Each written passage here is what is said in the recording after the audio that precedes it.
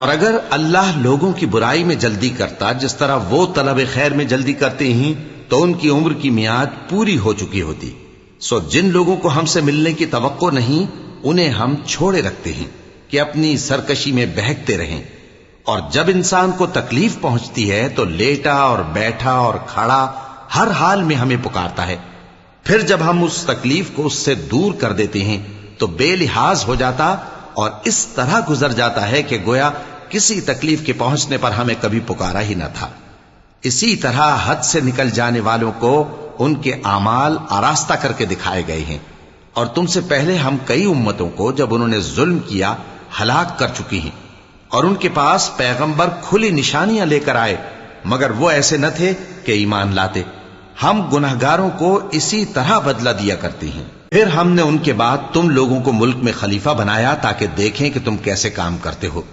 اور جب ان کو ہماری آیتیں پڑھ کر سنائی جاتی ہیں تو جن لوگوں کو ہم سے ملنے کی امید نہیں وہ کہتے ہیں کہ یا تو اس کے سوا کوئی اور قرآن بنا لاؤ یا اس کو بدل دو.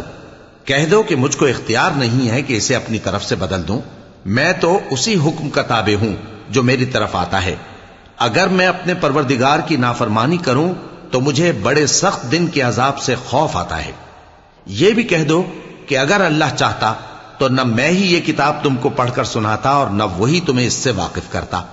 پس میں اس سے پہلے تم میں ایک عمر رہا ہوں اور کبھی ایک جملہ بھی اس طرح کا نہیں کہا، بھلا تم سمجھتے نہیں؟ تو اس سے بڑھ کر ظالم کون ہوگا جو اللہ پر جھوٹ باندھے یا اس کی آیتوں کو جھٹلائے؟